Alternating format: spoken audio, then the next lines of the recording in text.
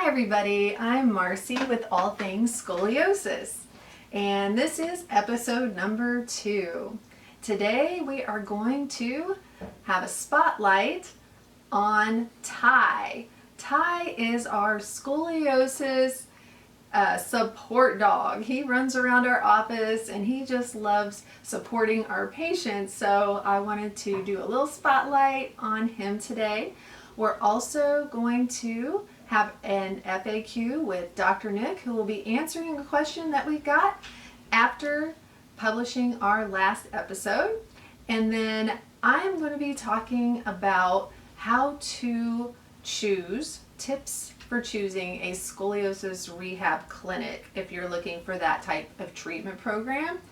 And then lastly, we're going to go into our last segment of After Hours. So life outside the office for us, so that you can kind of get to know us better.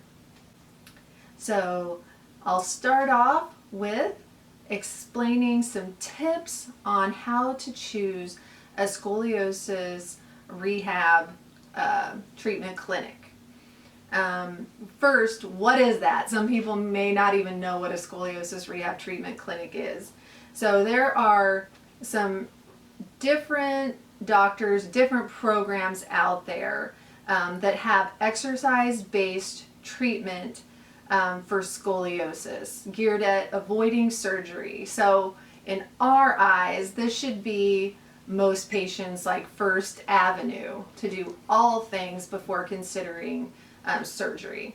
So at these exercise-based clinics, patients go through therapies. Typically, it's an all-day treatment, around 6 to 7 hours or so a day for 1 week or 2 weeks.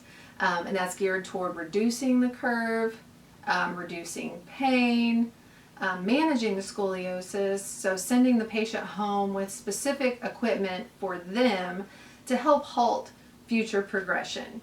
And so that's going to look different moving forward depending on if that's a teenage patient or growing youth versus an adult.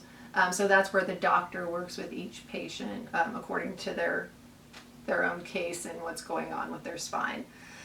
So if you're interested in doing one of these treatment programs, which I have scoliosis, I did scoliosis rehab treatment, so I've come up with some tips that I've helped other people with in different groups as they're looking and trying to decide, do I go with this program or this program?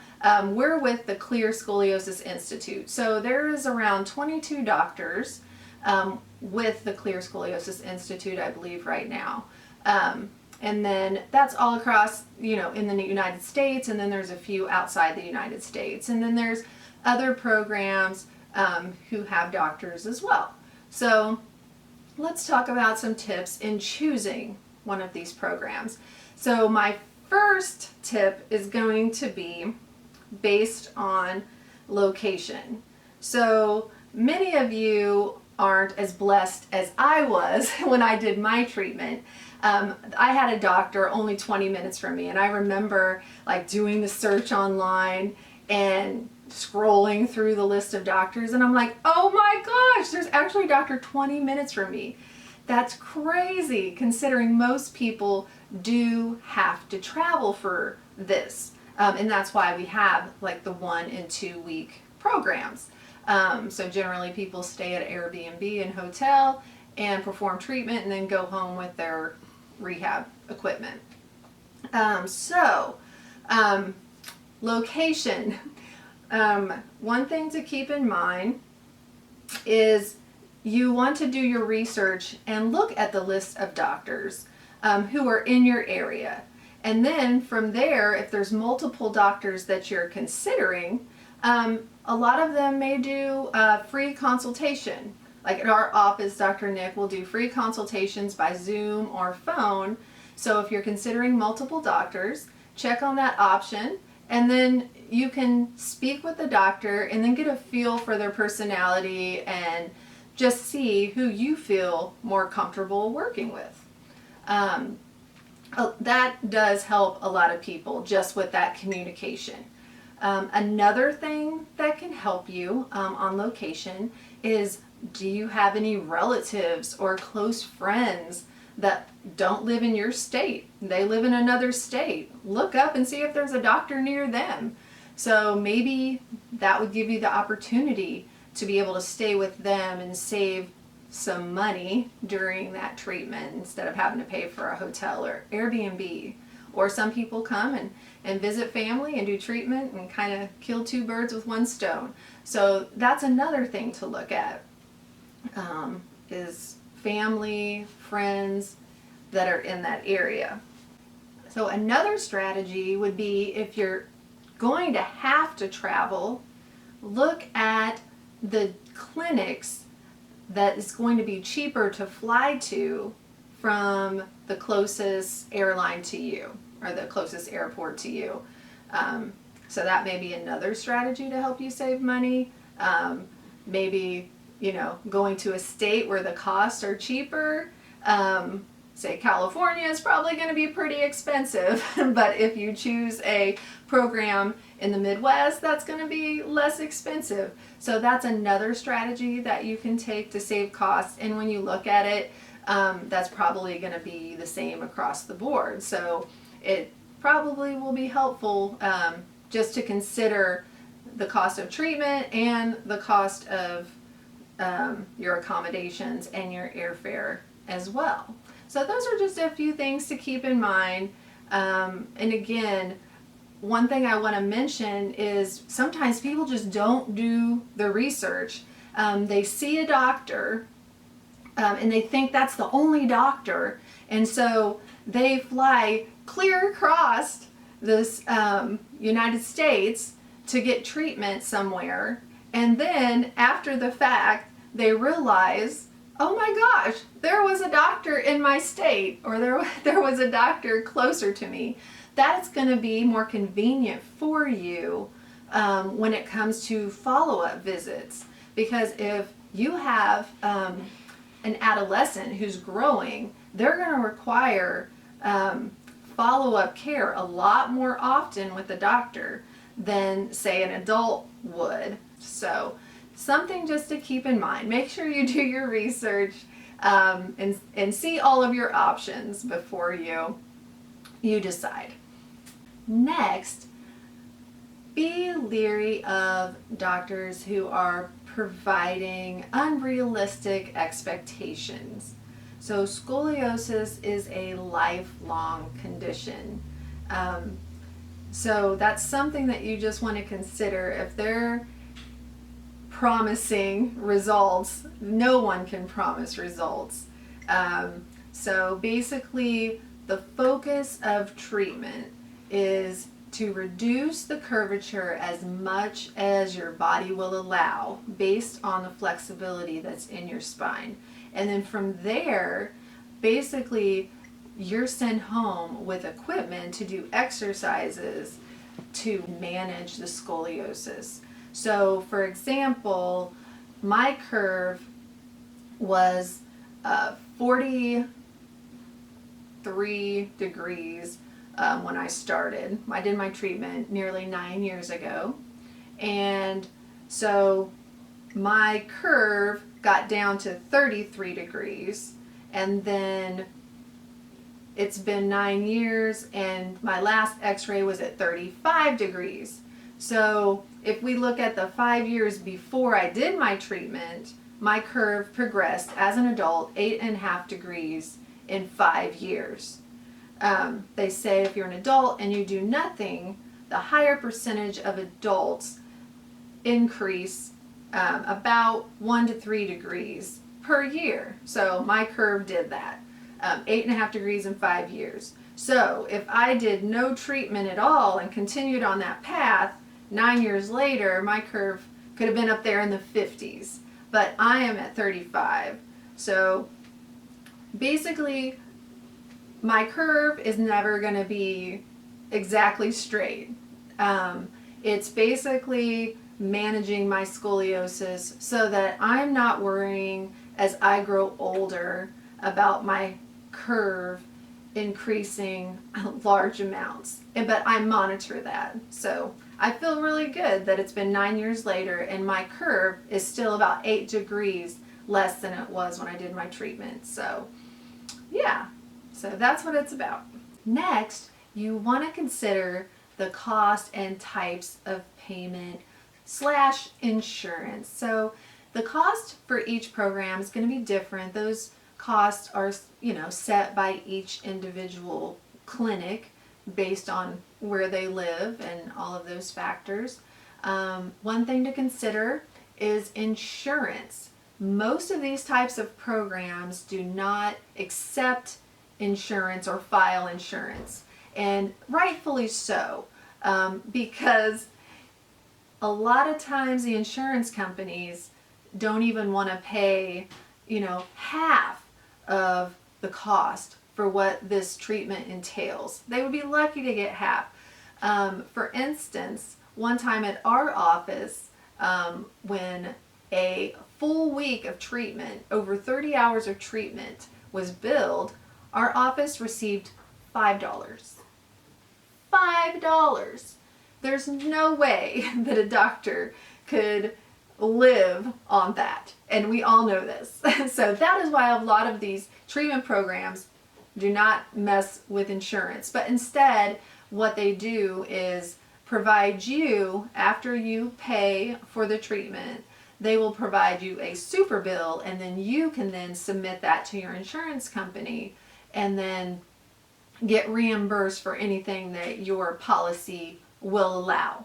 And patients are typically a better advocate for themselves in recouping those costs than the doctor's office themselves. Now, if you do find an office that does file and accept your particular type of insurance, that might be something that would be helpful to you, and that might be more cost effective for you when you are making that decision. Our office at ScoliosisKC is in network with Blue Cross and Blue Shield. Now, everybody's policies are different, but that is something that may be helpful for some patients. And that's why we have stayed in network with them, because it has helped a number of patients get treatment that wouldn't otherwise be able to get treatment. So that's something to look for. You can call the office and have the front desk check your plan. But yeah, that's something to keep in mind. Also, some offices like ours take care credit.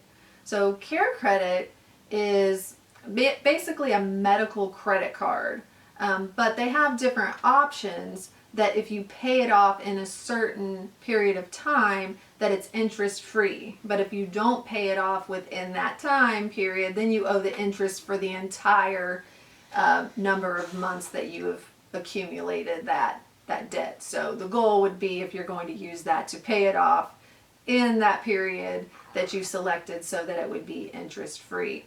So that's another option that could help you out as well. Next, you want to make sure that you're working with a doctor that wants what's best for each patient and doesn't treat each patient the same. So if an adult's coming in and their primary complaint is pain, then you have over here an adolescent who 11 years old and already has a 40-degree curve. Both of these cases are not going to be treated the same.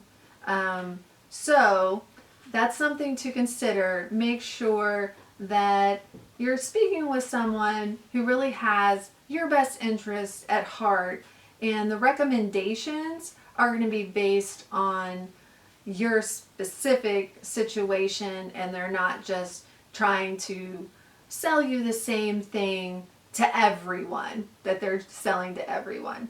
So if you have an adolescent who is 11 years old and they already have a 40-degree curve, they're going to need obviously something more substantial to fight that progression during their growth, particularly a corrective hard brace, something along that lines combined with therapy treatment. But if you have an adult and their primary complaint is pain, then something like a scoliosis activity suit might be something better suited for them based on their goals. So it just depends on the goals of each patient and what each patient's going through. The last tip that I'm going to give you is basically based on the staff. Every office can have a different atmosphere to it. So is one office like, is there staff? They could treat their job like it's a 9 to 5. They're not really interested in being there. They're not passionate about being there. They're just doing their job. I mean, there's offices out there like that, right? I've heard people talk about it when they've come to our office and they've been to another office. So in our office, and I know that there's other offices and these clear doctors that are like this as well, but basically we are so passionate about what we do because the majority of our staff has scoliosis. I have scoliosis. Then our front desk manager, Mary, she has scoliosis. We've been through this treatment program, and that's why we're working there, to help others who are going through the same things that we are. I left my job of 15 years. I thought I would retire from there, but once I went through the program and I received hope, and then I just wanted to tell everybody, look, there's something you can do. For years I was told there was nothing I could do, and now I know there is, and I just wanted to tell everybody. But so I just became so passionate about it that I left my job of 15 years and joined the ScoliosisKC team, and now I get to work as a scoliosis rehab tech, helping other scoliosis patients through their treatment, and that just makes me happy. So sometimes I realize that you're not going to know what that dynamic is inside the office like beforehand, but perhaps you could talk to other people or read reviews. Maybe you can find other people who've been to certain treatment programs that you're considering and just ask them. So that's just another one of my tips. So thank you all for listening. If you have any questions in regards to this information I shared today, feel free to add those to the comments section, and I'll do my best at answering those for you. We're so glad you're watching. Have a great day. This is Ty, our scoliosis support dog at ScoliosisKC. He is adorable and he loves to come to work and greet our patients. Now this is Ty, our scoliosis support dog, on his way to work. Say hi everybody, I'm on my way to work today. He likes to go to work and also really likes cheese. One of his favorites. And my lasagna, which is full of cheese. Here he is, jumping out of the car and getting ready to run for the office door. It's so cute because even when we go for walks on Main Street, he usually is the one who leads me back to the office.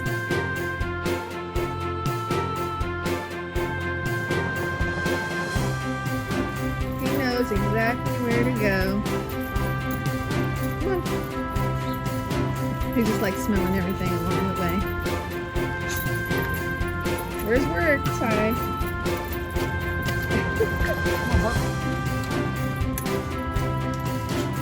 Good morning.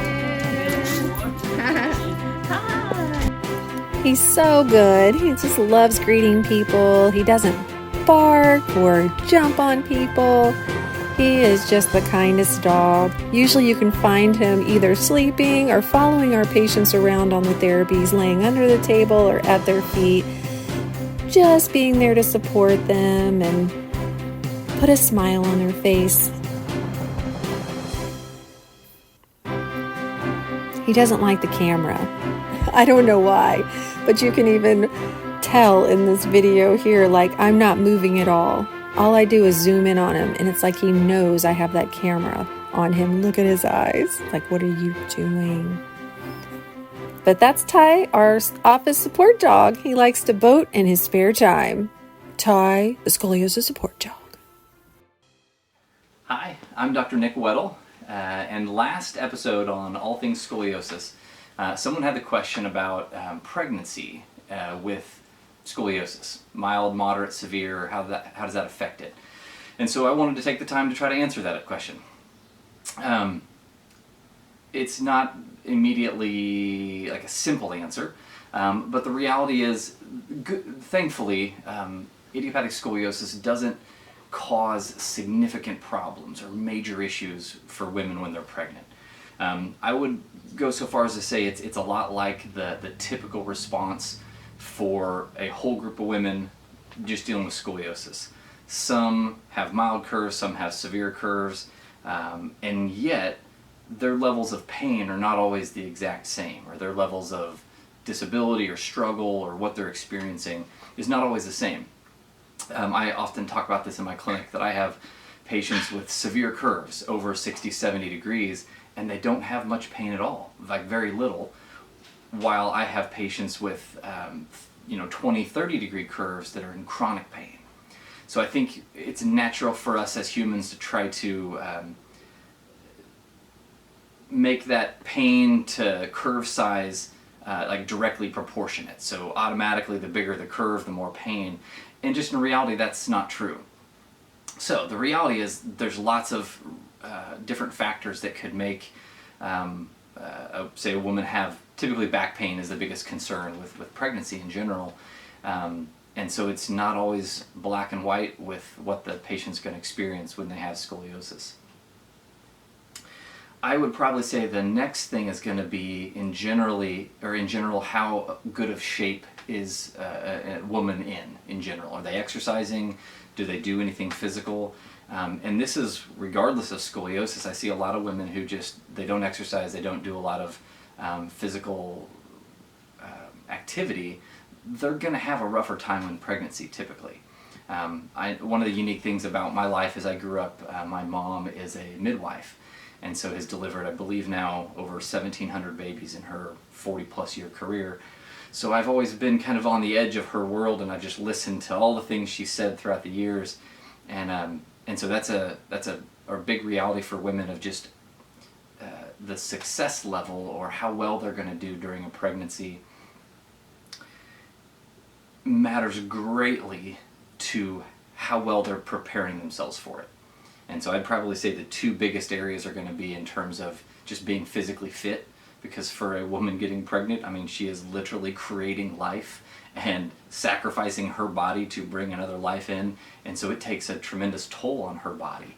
And so exercising, moving well, keeping her body in shape up before and then as she's getting, as her body's changing, like that makes all the difference in the world. So that's the same reality for someone with scoliosis, is that she needs to be figuring out how to do as good exercise as she can with regard to her scoliosis, whether she's able to do like a program like ours with very specific three-dimensional rehab specific for her scoliosis, or if it's just yoga, Pilates, or a pregnancy yoga. There's some really great resources for women just for pregnancy exercise stuff. Thankfully it's all on YouTube and most of it's free these days, so there's really good resources. And then the second is going to be how she eats. From what I've seen in that world, that makes the biggest difference to a pregnant mom and the success of how she feels, and also to the health of her baby, is she eating well.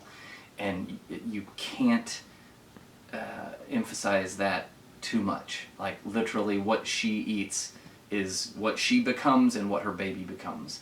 And so that applies to all of us, me too. So literally what I eat is what makes my body, my new cells, my new muscles, my new, everything in my body. So, but I think the biggest issue with idiopathic scoliosis is that most women shouldn't let that stress them out or cause too much concern. If they're doing good things, I think they're going to do fine.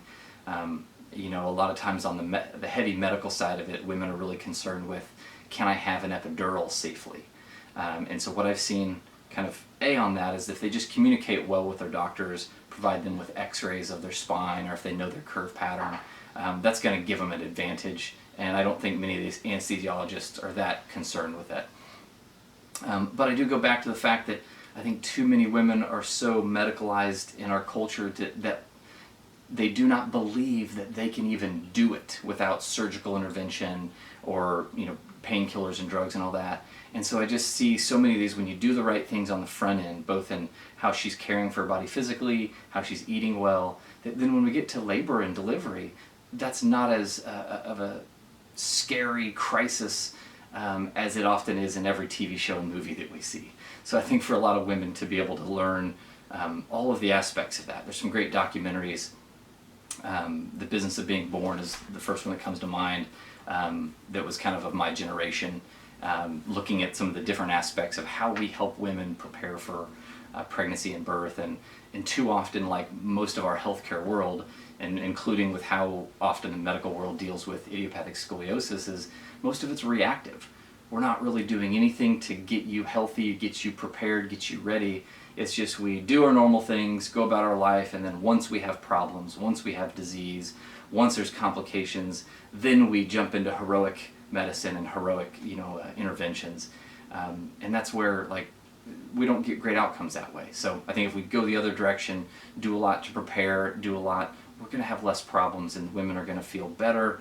They're going to have less pain, back pain, neck pain, because her body's changing no matter what. And so the reality is, for a lot of women, just getting even basic regular chiropractic care throughout pregnancy, I mean, I hear this from women all the time, it does miracles for them to get through a pregnancy and feel good. And so again, not from my personal experience, but a lot of my patients and a lot of moms that I know, it makes a big difference. So I hope that gives some light into that. I hope I have kind of covered a few of the topics. But yeah, so there you go. I think what some women want to know is how pregnancy can affect their curve. Oh yeah, good question. So I actually looked just recently on like the NIH and PubMed.gov, which is our government database for all peer-reviewed research. And honestly, there's not a ton of really good research. There was a new paper that came out in 2023, one of the European physical medicine spine journals or something. And basically the summary was that we need more research. There's not many high-quality research papers discussing adolescent idiopathic scoliosis and women. And so a couple of the highlights that I saw just on a few other web pages was that in general it doesn't cause major changes to the curves, is what they say. And yet in my personal experience, I've seen several women that when they go through pregnancy and then after the pregnancy they come to me again.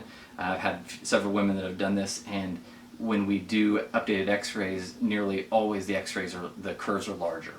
And so again, it goes back to that hormonal reality of idiopathic scoliosis that, again, just like with puberty, which is this big hormonal change, and these curves often dramatically increase for these teenage girls, the same can happen with the hormone changes during pregnancy.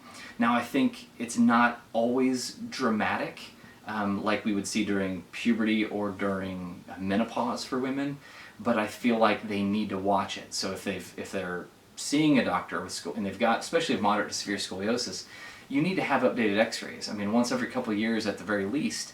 And so then when you're going into a pregnancy, you can't get x-rays, or they're not going to x-ray you because of the pregnancy. Then as soon as you're done and back to life, a few weeks to a few months later, then get updated x-rays and you can measure that and see. I've had one woman who has basically, we've done this 3 times after, and her curve goes back up about 10 degrees and we've done this every couple of years. And so the reality was, after her 3rd pregnancy, her curve was as large as it had ever been. And so then we did more treatment and we got it pushed back down like another, 13, 14 degrees.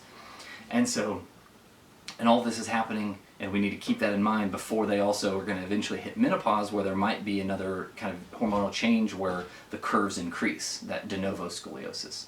So I think that most women, I think you need to be aware that curves can and might increase a little bit with pregnancies, but I don't think you need to be scared of it. But it's the reality of, know that that can happen, and then figure out what you need to do. What if you need to get into treatment beforehand. I've had several moms kind of proactively come in to do our program, the Clear treatment, knowing full well that they'd be getting pregnant over the next couple years, and so just kind of doing a little bit of not preventive maintenance, but working on it beforehand, knowing that there'll be some changes likely, and with the ligament laxity that happens due to the pregnancy, that's going to affect the spine somewhat. So I think that's a reasonable thing to be at least somewhat concerned with.